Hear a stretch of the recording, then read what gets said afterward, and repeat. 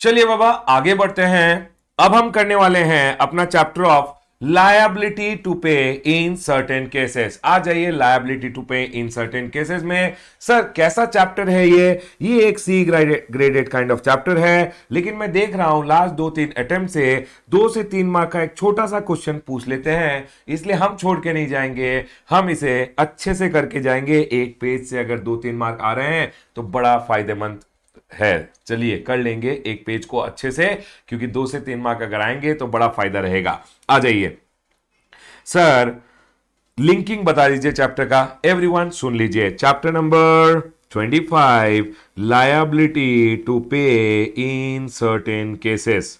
ठीक है, कुछ केसेस बताए इन्होंने जिसमें बोला है कौन लायबल रहेगा टू पे द जीएसटी। इन्होंने क्या किया इस चैप्टर में, इस चैप्टर में कुछ ऐसे केसेस बताए हैं कि उस केसेस में कौन लायबल रहेगा टू पे द जीएसटी। अगर आप इस चैप्टर को देखो तो इस चैप्टर का ऐसे कोई लिंकिंग नहीं आता कि सर हमने हमारा असेसमेंट हुआ, असेसमेंट के बाद आपने पढ़ाया कि ऑफिसर ने ऑडिट करवाया, स्पेशल ऑडिट कराया, उसके बाद इंस्पेक्शन, सर्च, सीजर हुआ सर, उसके बाद डिमांड ऑर्डर रेज किया गया और सर डिमांड के बाद रिकवरी हो गई, या फिर असेसी अपील में चला गया।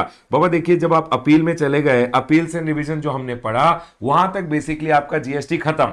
अब उसके बाद छोटे मोटे चैप्टर आते हैं जिनका लिंकिंग हर एक चैप्टर के साथ होता है। फॉर एन एग्जाम्पल मैं बोलता हूं, क्या आपको मैंने पढ़ाया था कि अगर एक व्यक्ति दूसरे व्यक्ति को बिजनेस ट्रांसफर कर देता है, ये होता है ट्रांसफरर और ये होता है ट्रांसफरी। ये सर आपने तो पढ़ाया था कि अगर एक बिजनेस रजिस्टर्ड पर्सन है जो अपना बिजनेस किसी व्यक्ति को ट्रांसफर कर रहा है एज गोइंग कंसर्न, तो ये तो एग्जेम्प्ट रहेगा from GST. Transfer of business as going concern पे सर कोई जीएसटी नहीं आएगा। फिर आपने बोला ट्रांसफरी को अंडर सेक्शन नंबर 22(3) रजिस्ट्रेशन लेना पड़ेगा, जो भी सप्लाई करेगा उस पर जीएसटी कलेक्ट करके गवर्नमेंट को देना पड़ेगा।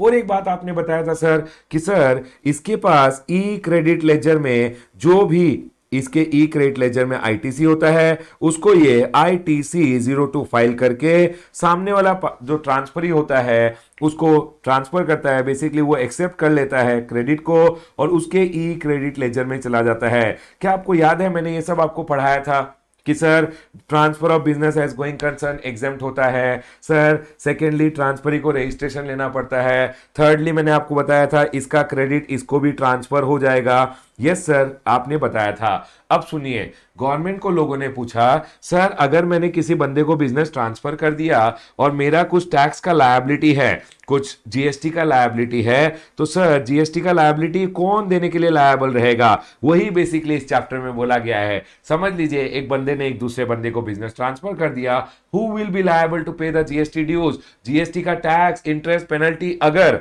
समझ लीजिए मैंने किसी बंदे को इस डेट से 1 जनवरी से बिजनेस ट्रांसफर कर दिया, सर यहां मैंने बिजनेस ट्रांसफर कर दिया है, तो गवर्नमेंट ने बोला रमेश सुन ले, ये जो बिजनेस ट्रांसफर हुआ इससे पहले अगर कोई भी जीएसटी लायबिलिटी था, क्योंकि तूने यहां बिजनेस ट्रांसफर किया तो ये जीएसटी लायबिलिटी के लिए ट्रांसफरर एंड ट्रांसफरी दोनों लायबल रहेंगे, दोनों लायबल रहेंगे। तो अगर इस पीरियड का कोई टैक्स था, इंटरेस्ट था, पेनल्टी था, कोई भी लायबिलिटी था, कौन लायबल रहेगा, ट्रांसफरर एंड ट्रांसफरी दोनों लायबल रहेंगे। बेसिकली यही बोला गया है कौन किसका लायबिलिटी टू पे रहेगा कुछ कुछ केसेस में। तो कुछ कुछ केसेस गवर्नमेंट ने यहां बता दिए और उन केसेस में बताया किसका लायबिलिटी रहेगा टू पे द जीएसटी। पहला केस यहां पे आया कि अगर बिजनेस ट्रांसफर हो रहा है तो ट्रांसफरर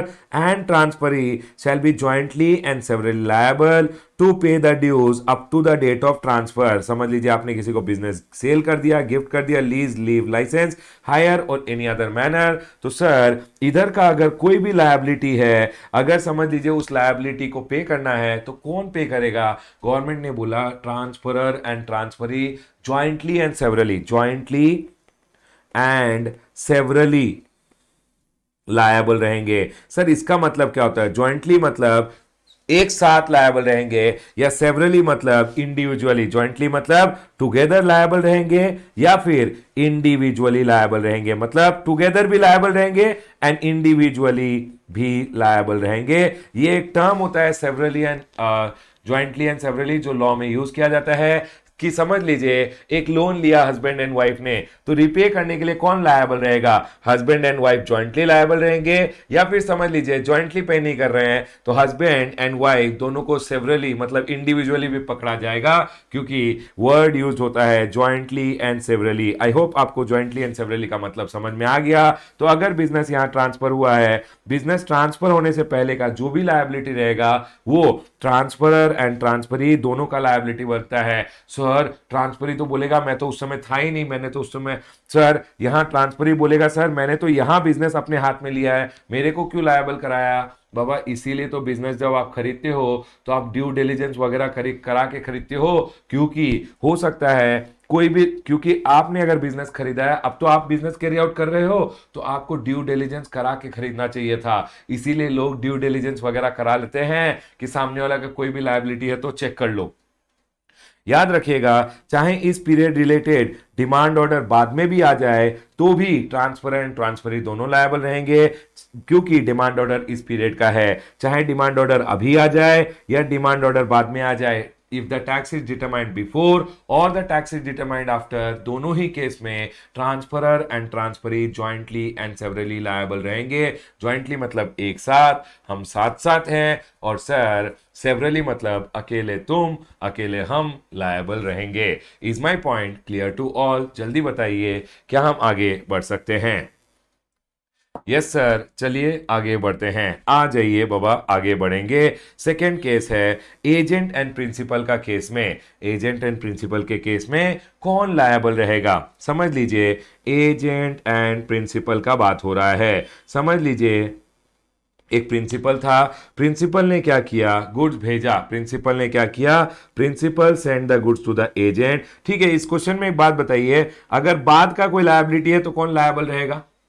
अगर यहां का कोई लायबिलिटी है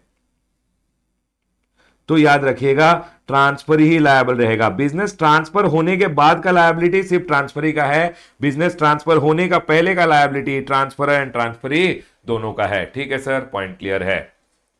एक प्रिंसिपल है, वो गुड्स भेजता है, he sends the goods to the agent, और एजेंट क्या करता है, प्रिंसिपल के बिहाफ में गुड्स सामने बेचता है। प्रिंसिपल के बिहाफ में गुड्स इनवॉइस इशू करता है एजेंट अपने नाम पे, लेकिन एजेंट क्या कर रहा है, प्रिंसिपल के लिए गुड्स बेच रहा है, कस्टमर को बेचा। देखिए बाबा जनरली तो यही जीएसटी कलेक्ट करके ये जीएसटी गवर्नमेंट को पे कर देता है, लेकिन ये जो गुड्स सप्लाई हो रहे हैं, ये जो गुड्स सप्लाई हो रहे हैं, जो प्रिंसिपल गुड्स बेच रहा है on behalf of the principal, अगर ये गुड्स का कोई लायबिलिटी रह गया, ये सप्लाई का कोई भी लायबिलिटी रह गया तो सर वो सप्लाई का लायबिलिटी प्रिंसिपल एंड एजेंट दोनों का ज्वाइंटली बनेगा, क्योंकि मेरे बिहाफ में एजेंट बेच रहा था। अगर एजेंट नहीं दिया जीएसटी लायबिलिटी गवर्नमेंट को तो एजेंट का और मेरा ज्वाइंट लायबिलिटी हो जाएगा। वो यही बोला है यहाँ पे एजेंट एंड प्रिंसिपल का केस में, where agent supplies or receives taxable goods on behalf of the principal, such agent and principal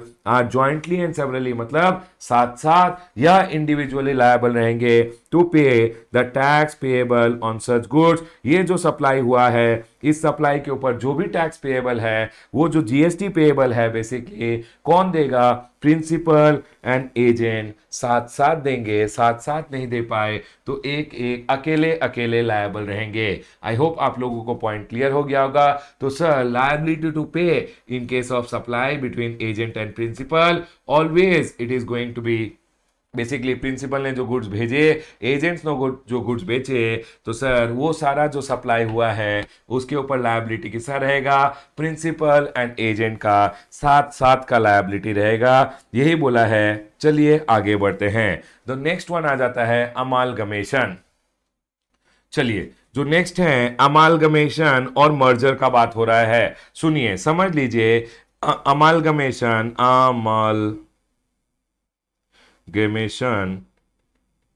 and merger. Everyone over here समझ लीजिए, ए कंपनी और बी कंपनी है, A limited and B limited. A limited और B limited के board of directors ने क्या किया, decide कर लिया कि 1 जनवरी से ए एंड बी मर्ज हो गए। लेकिन बाबा फर्स्ट जनवरी को समझ लीजिए इन्होंने एक बोर्ड ऑफ डायरेक्टर्स का मीटिंग बुलाया और उन्होंने डिसाइड कर लिया कि आज से मर्ज हो गए, सारा डिसीजन ले लिया गया और इन दोनों को, ये दोनों ए बी लिमिटेड बन गए। यहां लेकिन क्या होता है, जब भी आप मर्जर के लिए जाते हो तो आपको एनसीएलटी में जाना पड़ता है। आप एनसीएलटी में गए और एनसीएलटी का ऑर्डर आया इधर, एनसीएलटी का ऑर्डर आ गया इधर, एनसीएलटी या कोर्ट का ऑर्डर इधर आया और कोर्ट का ऑर्डर में बोला गया कि एबी लिमिटेड को हम मर्ज कर रहे हैं, एबी लिमिटेड को हम मर्ज कर रहे हैं रेट्रोस्पेक्टिवली। सुनिए बाबा, एबी लिमिटेड को क्या कर दिया गया, मर्ज कर दिया गया यहां से, मतलब यहां पे ए बी लिमिटेड हो गया, ए और बी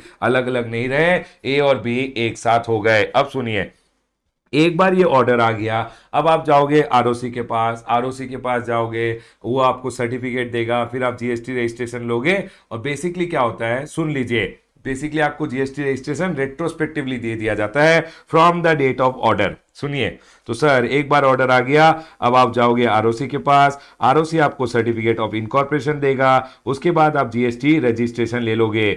आप एक बार जीएसटी रजिस्ट्रेशन लोगे ना, तो जीएसटी रजिस्ट्रेशन आपको रेट्रोस्पेक्टिवली दे दिया जाता है। ठीक है सर, अब सुनिए, इस ऑर्डर के डेट तक अगर आप देखोगे, इस ऑर्डर के डेट पे देखिए, यहां पे अगर आप देखोगे, क्योंकि इस ऑर्डर को रेट्रोस्पेक्टिव इफेक्ट दिया गया, तो यहां पे ए और बी तो अलग अलग एंटिटी नहीं रहे, क्योंकि सर ए एंड बी तो एक साथ हो गए फ्रॉम 1 जनवरी ओनली। लेकिन जीएसटी की नजरों में अगर आप देखोगे तो आपको जीएसटी का रजिस्ट्रेशन यहां से दिया गया है। तो सर इस दौरान अगर समझ लीजिए ए ने बी को कुछ सप्लाई किया था या बी ने ए को सप्लाई किया था, तो उसका लायबिलिटी किसका रहेगा, ये बोल रहे हैं। अगर इस दौरान ए ने बी को कुछ सप्लाई किया था या बी ने ए को कुछ सप्लाई किया था, तो उनका इंडिविजुअल लायबिलिटी रहेगा। ए ने अगर कुछ बी को सप्लाई किया था तो वो भी सप्लाई है and A will be liable. अगर बी ने ए को कुछ सप्लाई किया था इस दौरान, तो उस पर भी जीएसटी लायबिलिटी बी का रहेगा। ये बोल रहे हैं, ऐसा नहीं है कि इस दौरान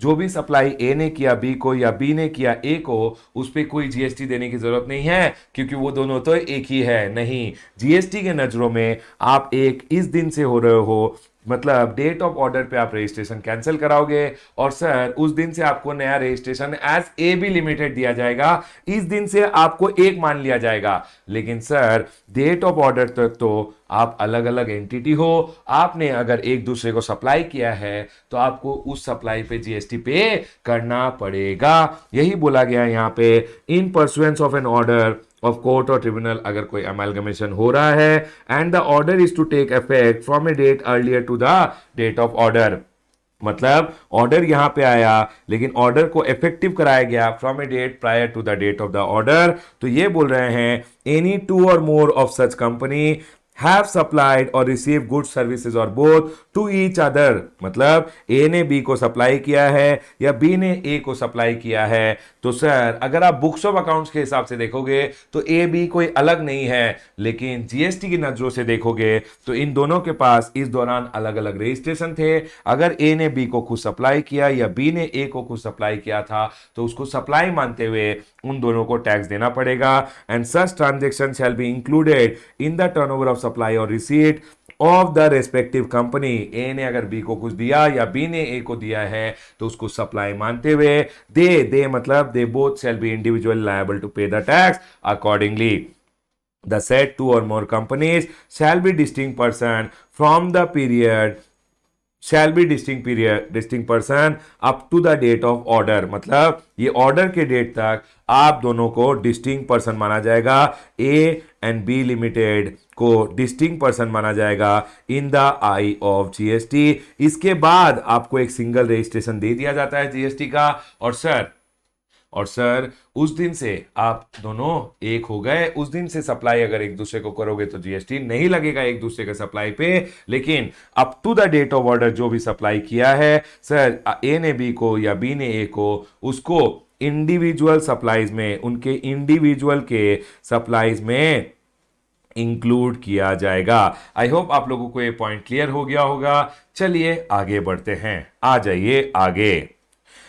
उसके बाद सेक्शन नंबर 88 आता है जो बात करता है कंपनी इन लिक्विडेशन का। सर ये कंपनी इन लिक्विडेशन का मतलब क्या हुआ, समझ लेते हैं। लिक्विडेशन का भी मतलब, आ जाइए सर। लिक्विडेशन का मतलब क्या होता है, एक कंपनी बंद हो रही है। अब अगर एक कंपनी बंद हो रही है और कंपनी का कोई जीएसटी का लायबिलिटी है, तो सर जीएसटी का लायबिलिटी कौन देगा। तो इन्होंने बोला जब एक कंपनी लिक्विडेशन में जाता है तो एक बंदा अपॉइंट होता है जिसको हम बोलते हैं लिक्विडेटर। ये लिक्विडेटर क्या करेगा, ये लिक्विडेटर जैसे ही अपॉइंट हो जाएगा ना, ये लिक्विडेटर अपॉइंट होने के 30 दिन में 30 डेज में क्या करेगा, कमिश्नर के पास जाएगा और कमिश्नर को बोलेगा सर मैं कंपनी का लिक्विडेशन करने वाला हूं, आपको अगर कोई जीएसटी का लायबिलिटीज दिख रहा है कंपनी का तो मुझे बता दीजिएगा। कमिश्नर क्या करेगा, आपको बताएगा विद इन 3 मंथ्स कि सर क्या क्या लायबिलिटी है कंपनी का, और लिक्विडेटर को पे करना पड़ेगा वो लायबिलिटी। बेसिकली जो भी जीएसटी का लायबिलिटी है लिक्विडेटर पे कर देगा। देखिए बाबा क्या बोल रहा है, every person who is appointed as the receiver of an asset of the company. Basically अगर एक कंपनी बंद हो रही है तो उसका लिक्विडेशन के टाइम पे जीएसटी लायबिलिटी कौन देगा, सर लिक्विडेटर देगा। लिक्विडेटर जो अपॉइंट होता है within 30 days of appointment वो एक इंटीमेशन देता है to the of the appointment to the commissioner, sir मैं आ गया, एक सैल्यूट मार के आ जाएगा। ठीक है, ऑनलाइन बेसिकली एक इंटीमेशन देगा। कमिश्नर सारा इंक्वायरी करते हुए उसे बता देगा इन DRC 24 with in 3 months of receipt of intimation. आपने एक बार इंटीमेशन दे दिया कि सर मैं अपॉइंट हो गया हूं, कमिश्नर आपको 3 महीने में बता देगा कि सर क्या जीएसटी लायबिलिटी है कंपनी का, the amount of dues payable by the company. Dues मतलब कोई भी tax, interest, penalty, late fee, any other amount जो भी पेएबल बाय द कंपनी है। सर समझ लीजिए अगर एक कंपनी जा रही है लिक्विडेशन में, जो पब्लिक कंपनी है तो लिक्विडेटर लायबल होगा।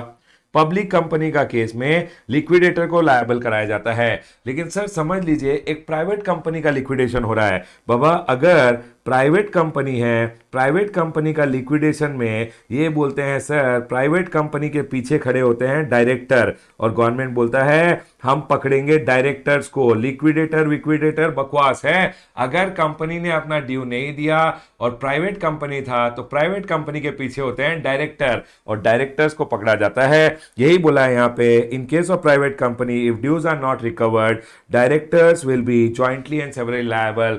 2 डायरेक्टर है जो दोनों जॉइंटली लायबल रहेंगे, अगर ज्वाइंटली पे नहीं कर पाए तो इंडिविजुअली लायबल रहेंगे। ठीक है सर, पॉइंट क्लियर है। मैंने आपको पढ़ाया अगर बिजनेस कोई ट्रांसफर कर रहा है, transferor and transferee liable up to the date of transfer. Sir agent और प्रिंसिपल का मामला है तो प्रिंसिपल एंड एजेंट दोनों ज्वाइंटली एंड सेवरली लायबल रहेंगे basically for the dues which are basically the supplies made on behalf of principal या supply received by the agent on behalf of principal. Amalgamation और merger का अगर मामला है तो sir amalgamation and merger up to the date of order, जो NCLT का order या कोर्ट का ऑर्डर आता है, सर दोनों कंपनीज को अलग अलग माना जाता है और up to the date of order जो भी बेसिकली सप्लाई एक दूसरे को किया है वो एक दूसरे की सप्लाई में इंक्लूड किया जाएगा। लिक्विडेशन के केस में लिक्विडेटर लायबल रहेगा। ठीक है सर, पॉइंट क्लियर है। उसके बाद बोला है liability of directors of a private company. Sir समझ लीजिए एक प्राइवेट लिमिटेड कंपनी था, सेम चीज अगर एक प्राइवेट लिमिटेड कंपनी था,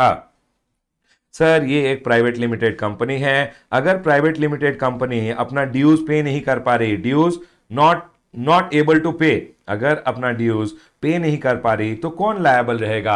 सिंपल सा बात है, अगर प्राइवेट लिमिटेड कंपनी है उसके पीछे कौन होता है, उसके पीछे होते हैं नालायक डायरेक्टर्स। और गवर्नमेंट ने बोला है प्राइवेट लिमिटेड कंपनीज अगर अपना ड्यू नहीं पे कर पा रही है तो हम डायरेक्टर को पकड़ेंगे। If dues of a private limited could not be recovered, then every person who was a director during such period shall jointly and severally be liable unless he proves, unless मैं prove करता हूं sir मेरी गलती थी नहीं, ये company का जो ड्यू है ये हुआ है क्योंकि बाकी डायरेक्टर्स ने टेक केयर नहीं किया, सर मैं तो था ही नहीं इंडिया में, मैं फंस गया सर। तो आप अगर जाके प्रूव कर देते हो कि non recovery can not be attributable to the gross neglect, neglect, misfeasance और breach of duty on the part or in relation to the affairs of the company। Sir मेरी गलती नहीं है तो आपको छोड़ दिया जाएगा, आपके अलावा सारे director jointly and severally liable रहेंगे। ठीक है सर, पॉइंट क्लियर है। समझ लीजिए एक private limited company public company बन गई। सर पब्लिक कंपनी का केस में तो डायरेक्टर्स को नहीं पकड़ा जाता, उस केस में तो लिक्विडेटर अपॉइंटेड होता है। अगर दिवाला निकल गया कंपनी का तो लिक्विडेटर पे करता है एसेट्स वगैरह बेच के। उस केस में पब्लिक प्राइवेट कंपनी अगर पब्लिक बन गई है, in case private company is public, then director shall not be liable in that scenario. बाबा आजकल क्या हो रहा है, बहुत सारी प्राइवेट कंपनीज आईपीओ में जा रही है, पब्लिक बन रही है। सर उस केस में अगर समझ लीजिए पब्लिक कंपनी बन गई है, अगर कोई कंपनी पब्लिक कंपनी बन गई है तो उस केस में डायरेक्टर्स को नहीं पकड़ा जाता। उस केस में किसको पकड़ा जाएगा? उस केस में पकड़ा जाएगा डायरेक्टर्स को नहीं पकड़ा जाएगा। कंपनी बेसिकली जो लिक्विडेटर अपॉइंट होगा, लिक्विडेटर ही लायबल रहेगा। उसके बाद बोला है sir provided that nothing contained in this subsection shall apply to any personal penalty imposable on such director. अगर कोई डायरेक्टर का पर्सनल पेनल्टी है जो डायरेक्टर के ऊपर अप्लाई किया गया है तो बेटा उसके लिए तो डायरेक्टर ही लायबल रहेगा। समझ लीजिए एक डायरेक्टर था, डायरेक्टर के ऊपर कोई पर्सनल पेनल्टी लगाया गया है तो उसके लिए तो डायरेक्टर ही लायबल रहेगा, उसके लिए कंपनी लायबल नहीं रहेंगी, ये बोल रहे हैं बस। सर अगर एक पार्टनरशिप फर्म है, पार्टनरशिप फर्म में अगर पार्टनरशिप फर्म ने कोई लायबिलिटी पे नहीं किया तो ये बोल रहे हैं liability of partners of A firm. Sir समझ लीजिए कोई फर्म का लायबिलिटी था और फर्म ने पे नहीं किया, हमारा एक पार्टनरशिप फर्म था और पार्टनरशिप फर्म का कोई जीएसटी लायबिलिटी वगैरह रह गया तो सर पहले तो फर्म लायबल रहेगा। अगर फर्म पे नहीं कर रहा है, firm and each of the partners of the firm shall jointly and severally be liable. ठीक है सर, पॉइंट क्लियर है। फर्म के केस में कौन लायबल होता है? पार्टनरशिप फर्म में फर्म और partners jointly and severally liable होते हैं। Firms and partners jointly and severally liable होते हैं। सर समझ लीजिए एक पार्टनर था जो रिटायर हो गया 1 जनवरी को, एक पार्टनर रिटायर हो गया ए। तो एक बात याद रखिएगा, रिटायरमेंट से पहले का तो लायबिलिटी आप ही का है ना। समझ लीजिए आप 1 जनवरी से रिटायर हो रहे हो तो इसका पहले का लायबिलिटी सबका बनता है। समझ लीजिए इधर ए बी सी पार्टनर थे, अब इधर सिर्फ बी और सी बच गए, ए इधर रिटायर हो गया तो इधर का लायबिलिटी बनता है बी और सी का, इधर का लायबिलिटी ए बी सी तीनों का बनता है। लेकिन सर आप जैसे ही रिटायर हो जाते हो आपको एक इंटीमेशन देना पड़ता है विद इन 1 मंथ, मतलब 1 फरवरी तक आप एक इंटीमेशन दे दीजिए कमिश्नर को कि सर मैं रिटायर हो गया हूं। अगर आपने 1 महीने में इंटीमेशन दे दिया तो आपका लायबिलिटी इधर तक ही खत्म। लेकिन सर अगर आपने समझ लीजिए अगर आप हो गए रिटायर, यहां पे रिटायर होने के 1 महीने में आपने कोई इंटीमेशन वगैरह नहीं दिया, अगर इंटीमेशन दे दिया तो आपका लायबिलिटी रहेगा कहां तक? अप टू 1 जनवरी, जब तक आप रिटायर नहीं हुए थे। रिटायरमेंट के बाद का आपका कोई लायबिलिटी नहीं रहेगा। लेकिन सर अगर मैंने 1 महीने में समझ लीजिए इंटीमेशन नहीं दिया, अगर मैंने 1 महीने में इंटीमेशन नहीं दिया तो याद रखिएगा आप अगर समझ लीजिए इंटीमेशन यहां देते हो तो इंटीमेशन अगर यहां दोगे तो आपका लायबिलिटी चलेगा यहां से लेके यहां तक आपका लायबिलिटी हो जाएगा। यहां तक ए बी सी तीनों लायबल रहेंगे, यहां से बी और सी लायबल रहेंगे। लेकिन सर अगर मैंने 1 महीने में इंटीमेशन दे दिया तो आपका लायबिलिटी बेटा यहां खत्म, यहां तक ए बी सी लायबल रहेंगे, उसके बाद का लायबिलिटी सिर्फ बी और सी का रहेगा। बाबा रिटायरिंग बाबा याद रखिएगा पार्टनरशिप फॉर्म में हमेशा फर्म प्लस पार्टनर्स दोनों लायबल रहते हैं। लेकिन सर समझ लीजिए एक पार्टनरशिप फर्म है तो पार्टनरशिप फर्म में कौन लायबल रहेगा? आपको ध्यान रखना है पार्टनरशिप फर्म का केस में हमेशा पार्टनर्स और फर्म दोनों लायबल रहेंगे। ठीक है सर, पार्टनर्स एंड फर्म दोनों ज्वाइंटली एंड सेवरली लायबल रहेंगे। लेकिन अगर एक पार्टनर रिटायर हो जाता है तो रिटायरिंग पार्टनर लायबल नहीं रहेगा जिस दिन से वो रिटायर हो गया, प्रोवाइडेड वो 1 महीने में इंटीमेशन दे देता है। अगर 1 महीने में इंटीमेशन देता है from the date of retirement वो कभी भी लायबल नहीं रहेगा। लेकिन सर अगर 1 महीने में इंटीमेशन नहीं देता up to the date of intimation आप लायबल रहोगे। जल्दी बताइए क्या ये पॉइंट 100% क्लैरिटी के साथ समझ में आ गया? Retiring partner shall intimate the date of retirement to the commissioner and he shall be liable to pay up to the date of retirement. ठीक है सर, लेकिन if no such intimation is given within 1 month from the date of retirement the liability shall continue up to the date of intimation. 1 महीना में अगर intimation नहीं दिया तो जब तक इंटीमेशन नहीं दोगे तब तक आपका लायबिलिटी चलेगा। मतलब यहां तक का लायबिलिटी रहेगा तीनों पार्टनर का, और सर उसके बाद का लायबिलिटी होगा, मतलब यहां तक का लायबिलिटी होगा फर्म प्लस तीनों पार्टनर का, उसके बाद का लायबिलिटी होगा फर्म प्लस दोनों पार्टनर का। यस सर, पॉइंट क्लियर है। चलिए आगे बढ़ते हैं। उसके बाद liability of guardian and trustee बोला है। सुन लीजिए क्या होता है।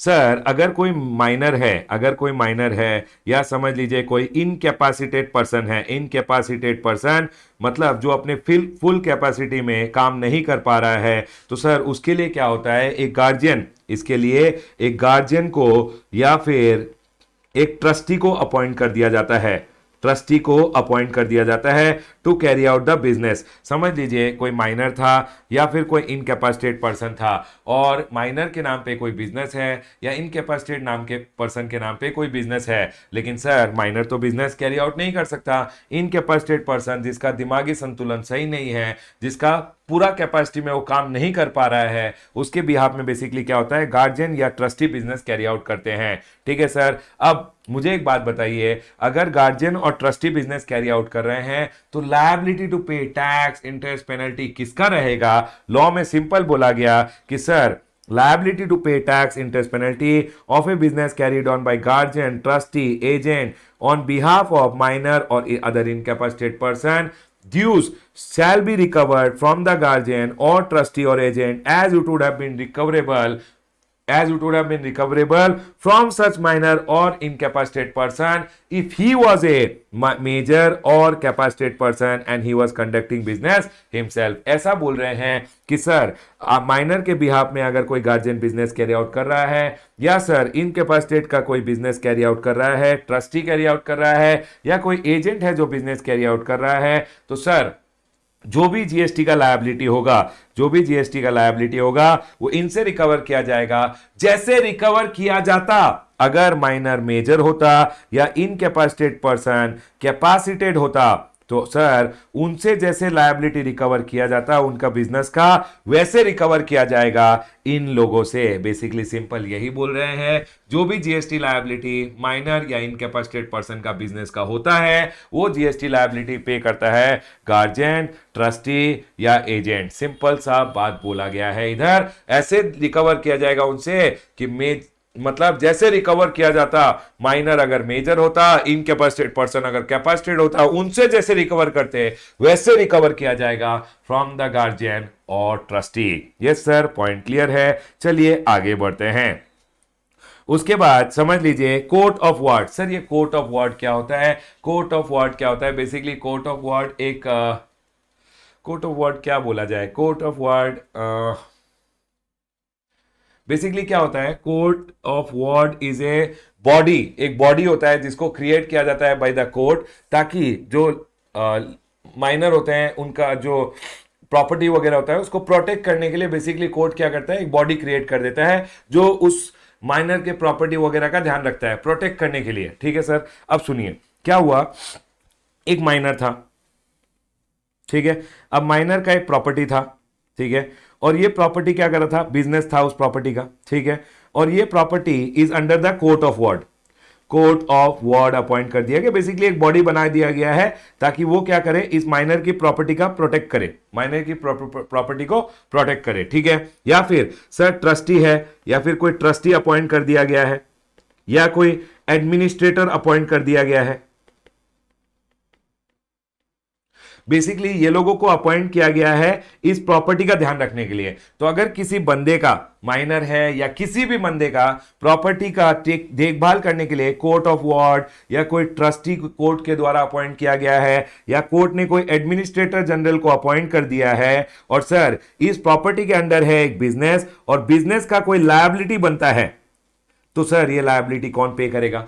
अरे सर ये लायबिलिटी पे करेगा ये कोर्ट ऑफ वार्ड, ट्रस्टी या एडमिनिस्ट्रेटर जनरल। यही बोला गया है यहां पे, when estate of a taxable person owning a business in respect of which estate of a person, मतलब इस एस्टेट के प्रोटेक्शन के लिए इनको अपॉइंट किया गया है court of ward, trustee, administrator general को। और ये एस्टेट में एक बिजनेस है, ठीक है, तो ये बिजनेस का लायबिलिटी कौन पे करेगा? Is under the control of a court of ward और trustee appointed by the court, then dues shall be recoverable from such court of ward, administrator general or official trustee in the like manner and to the extent it would be determined and recoverable from the taxable person as if he was conducting the business himself. समझ लीजिए कोई minor है या कोई भी taxable person है जिसका property या एस्टेट किसके अंडर है? कोर्ट ऑफ वार्ड या ट्रस्टी या एडमिनिस्ट्रेटर जनरल के अंडर है, एडमिनिस्ट्रेटर जनरल के अंडर है।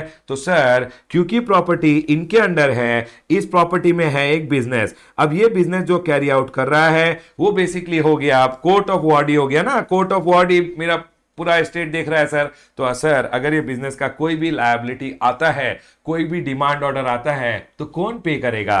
तो सर पे करेगा कोर्ट ऑफ वार्ड, जो बेसिकली कोर्ट ने एक बॉडी क्रिएट कर दिया है।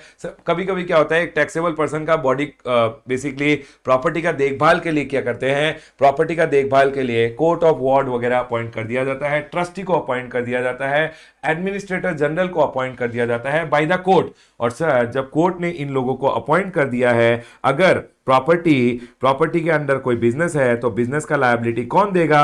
ये लोग ही देंगे, क्योंकि यही प्रॉपर्टी को पूरा मैनेज कर रहे हैं, पूरा पैसा इनके पास है, तो बेसिकली यही प्रॉपर्टी को मैनेज कर रहे हैं, तो यही लायबिलिटी पे करेंगे। उसके बाद आ जाइए सेक्शन नंबर 93 में। सेक्शन नंबर 93 क्या बोलता है? Special provision. सर समझ लीजिए एक बंदे का डेथ हो गया, अगर एक बंदे का डेथ हो गया है तो याद रखिएगा, देखिए बिजनेस था, ये एक बिजनेस था, ये एक बिजनेस में एक बंदा था, ये बंदे का डेथ हो गया, ये बंदे का डेथ हो गया। अब अगर डेथ हो गया है तो ये बिजनेस को समझ लीजिए इसका बेटा कैरी आउट कर रहा है, तो लायबिलिटी कौन देगा? अगर बिजनेस को कैरी आउट करने वाला है इसका बेटा, तो लायबिलिटी देगा इसका बेटा। सर समझ लीजिए ये बिजनेस को लीगल रिप्रेजेंटेटिव या उसका सन कैरी आउट ही नहीं करने वाला है, बोल रहा है हमें नहीं कैरी आउट करना बिजनेस को, तो सर ये जो बंदा चला गया, इसके देखिए बिजनेस तो चालू है, बंदा चला गया, यहां पे बिजनेस चालू है, बंदा चला गया, तो ये बोल रहे हैं इस केस में अगर बंदे का डेथ हो गया है और उसका बिजनेस चालू है, तो सर अगर बिजनेस चलाने वाले हो आप बिजनेस चलाने वाले हो क्या? हाँ सर बिजनेस चलाएंगे, चलाने वाले तो जो चलाएगा वो देगा। सर बिजनेस नहीं चलाएंगे, अगर बिजनेस नहीं चलाओगे तो सर कोई बात नहीं, जो चला गया उसकी प्रॉपर्टी से जितना पैसा रिकवर किया जा सकता है एज टैक्स, इंटरेस्ट, पेनल्टी, जो भी ड्यू रिकवर किया जा सकता है वो हम रिकवर कर लेंगे। यही बोला है यहां पे, अगर business carried is continued after the death, तो लीगल रिप्रेजेंटेटिव और एनी अदर पर्सन जो बेसिकली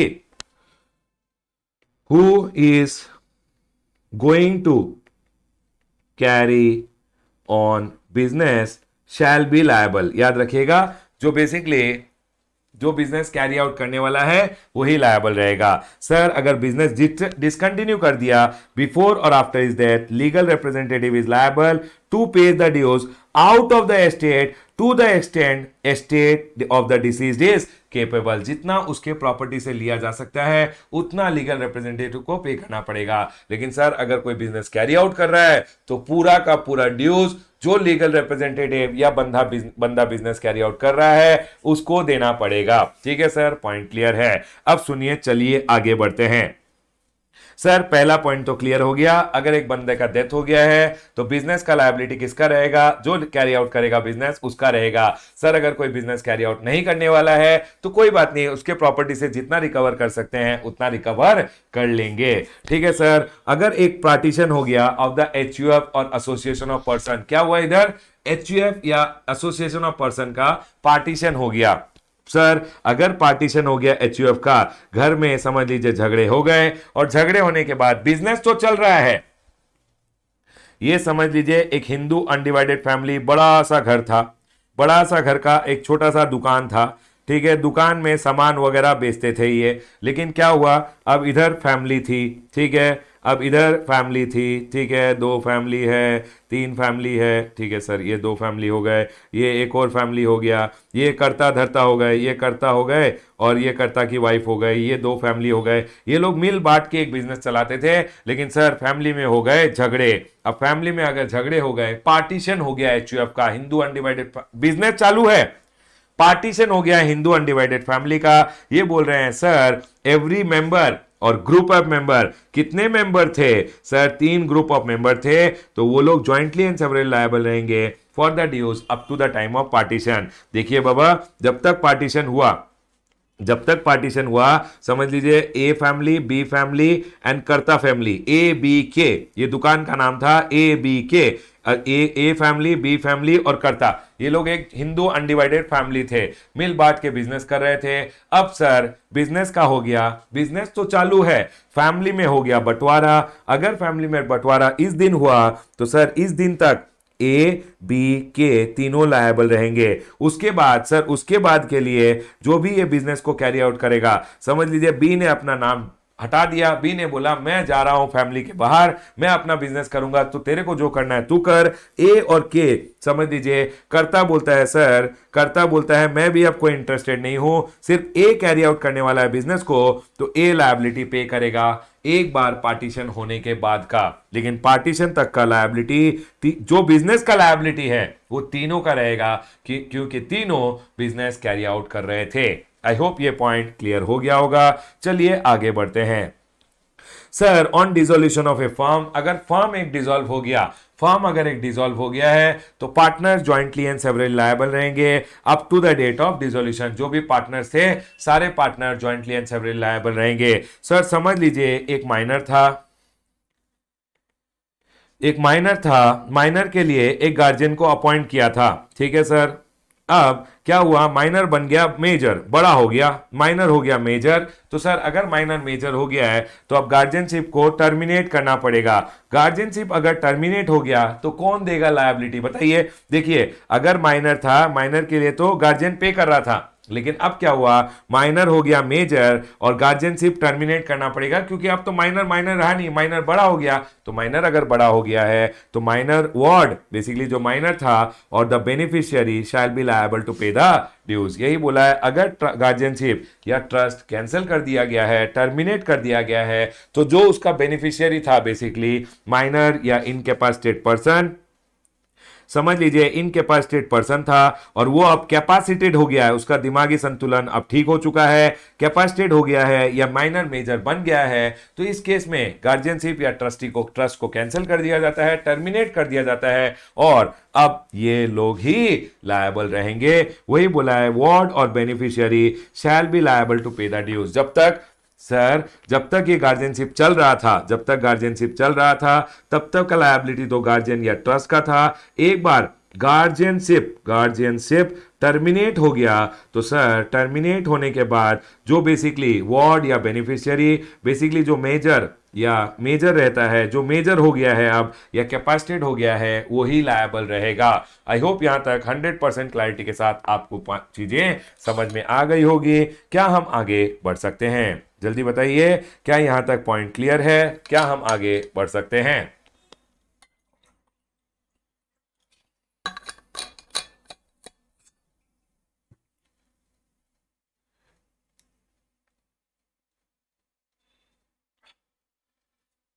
यस सर, यहां तक सब कुछ क्लियर है। चलिए आगे बढ़ते हैं। अब सुनिए अदर केसेस, छोटे छोटे केसेस को यहां पे डाल दिया। Sir discontinuation of business of A firm AOP और एचयूएफ। सुनिए यहां तो क्या हुआ था, बिजनेस चालू था, घर में लड़ाई हो गई थी, ठीक है, घर में लड़ाई हो गई थी, सब अलग अलग हो गए थे, बिजनेस चालू था। लेकिन सर अब क्या हुआ, समझ लीजिए ये है ए बी के फैमिली, ए बी और कर्ता, ये बी और ये कर्ता है इधर, ठीक है, कर्ता और कर्ता की वाइफ, और ये लोग बिजनेस कर रहे थे, खूब हंसी खुशी मजाक के साथ बिजनेस कर रहे थे।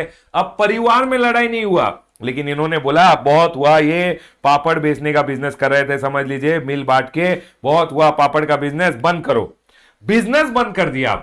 सर अगर परिवार में लड़ाई हुई तो sir up to the date of लड़ाई जितना बिजनेस का लायबिलिटी है सब देंगे, आफ्टर द डेट ऑफ लड़ाई जो बिजनेस कैरी आउट कर रहा है वो देगा। लेकिन सर अभी ये नहीं हुआ, बिजनेस परिवार में लड़ाई नहीं हुआ, अब बोल रहे हैं बिजनेस बंद करो, बिजनेस बंद करने का सोच लिए। तो सर अगर डिसकंटिन्यूएशन ऑफ बिजनेस हो गया है, जो भी पार्टनर थे या मेंबर थे ऑफ एसोसिएशन या family shall not withstanding such discontinuation, माना जाएगा कि ऐसा डिसकंटिन्यूएशन हुआ ही नहीं, बिजनेस बंद ही नहीं हुआ, उनको ज्वाइंटली एंड सेवरली लायबल माना जाएगा। मतलब सारे के सारे ज्वाइंटली एंड सेवरली, बिजनेस बंद कर दिया, घर में बैठ गए तो क्या हुआ, सारे के सारों ने बिजनेस किया है साथ में मिलके, सारे लायबल रहेंगे। यस सर, पॉइंट क्लियर हो गया है। ऊपर जब हम बात कर रहे थे तब बिजनेस डिसकंटिन्यू करने का बात हुआ था, ऊपर जब हम बात कर रहे थे तब बेसिकली पार्टीशन हो गया था, लेकिन यहां पे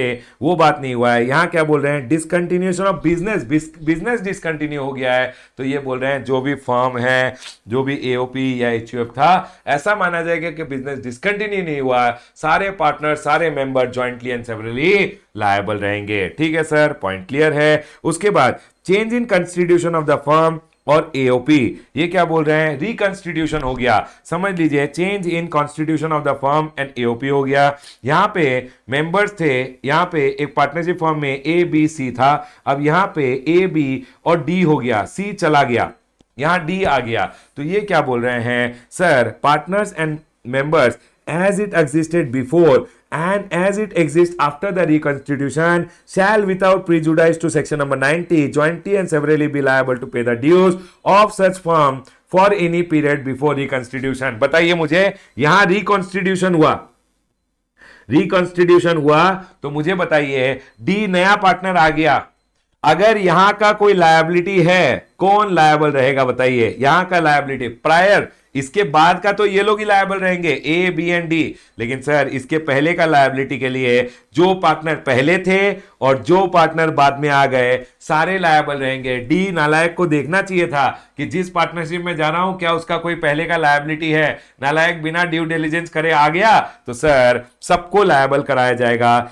ए बी सी एंड डी। यही बोला गया है यहां पे, as it existed before and as it exists after the reconstitution, पहले और बाद में, shall with prejudice to section number 90 jointly and severally be liable to pay the dues from such firm for any period up to it before its reconstitution। मतलब reconstitution के बाद तो A B D liable रहेगा, लेकिन इसके पहले का अगर कोई भी ड्यूज है, कौन देगा, ए बी सी और डी, चारों का गला पकड़ लिया जाएगा। चलिए आगे बढ़ते हैं। सर डिसोल्यूशन ऑफ फर्म हो गया, एओपी हो गया, पार्टीशन हो गया, बस इतना याद रखिएगा, partners and members are always jointly and severally liable. उसके बाद एक सर्कुलर आया कि सर समझ लीजिए, एक ट्रांसफरर था, एक बंदा था, उसका डेथ हो गया, डेथ होने के बाद अब कौन लायबल रहेगा, याद रखिएगा, ट्रांसफरर और ट्रांसफरी और successor shall be liable to pay the tax interest penalty from the transferor in case of transfer of business due to the death. अगर डेथ के बाद समझ लीजिए एक बंदे ने बिजनेस कैरी आउट किया, तो जिसको ट्रांसफर किया है, जिसने सक्सीड किया, अगर उसका बेटा था, बेटे ने या बेटी ने बिजनेस को सक्सीड किया, तो वो बेटा या बेटी लायबल रहेगा। सर वो लोग बोल रहे हैं पापा का बिजनेस हम कैरी आउट ही नहीं करेंगे, तो पापा का एस्टेट से जितना लिया जा सकता है उतना टैक्स इंटरेस्ट पेनल्टी जो भी लायबिलिटी है देना पड़ेगा, बस इतना ध्यान रखिएगा। ये यहां ये बोलना चाहते हैं कि transfer also includes transfer because of death, अगर सोल प्रॉपर्टी का डेथ हो गया तो उसको भी हम ट्रांसफर ही बोलेंगे। एंड ट्रांसफर का केस में ट्रांसफरर एंड ट्रांसफरी दोनों लायबल रहते हैं, ट्रांसफरर तो रहा नहीं तो ट्रांसफरी ही लायबल रहेगा अगर कोई पुराना ड्यूज था। सर समझ लीजिए, अगर समझ लीजिए मैं बिजनेस कैरी आउट ही नहीं करना चाहता, एक बंदे ने बोल दिया, तो अगर कोई बिजनेस कैरी आउट नहीं कर रहा है, जिसका डेथ हो गया है, उसके एस्टेट से जितना रिकवर किया जाएगा कर सकते हैं, उतना लीगल रिप्रेजेंटेटिव को बेसिकली पे करना पड़ेगा। आई होप आप लोगों को डिस्कशन क्लियरली समझ में आ गया होगा। ये था आपका एक short and sweet chapter of liability to pay in certain cases. Exam में 2 से 3 मार्क पूछ लेते हैं। मेरे को लगता है अमालगमेशन मर्जर अच्छे से ध्यान रखिएगा, लिक्विडेशन, उसके बाद ये जो पार्टनर्स वाला बात है, डायरेक्टर्स वाला बात है, ये दोनों भी पूछ लेते हैं एग्जाम में। उसके अलावा हो सकता है कहीं गार्जियन पूछ ले, ये इतना तो पढ़ के ही जाइएगा, बाकी भी मेरे को लगता है इतना टाइम लगने वाला नहीं है, 5-10 मिनट लगेंगे, फटाफट पढ़ लोगे तो हो जाएगा। राइट एवरीवन, यहां मैं अपना complete discussion with respect to the chapter of liability to pay in certain cases close करता हूं। आई होप आप लोगों को मजा आया हो। बस टेक्स्ट बुक पढ़ोगे, क्वेश्चन आंसर करोगे और चैप्टर खत्म। क्लोज करूंगा अपना discussion with respect to the chapter of liability to pay in certain cases.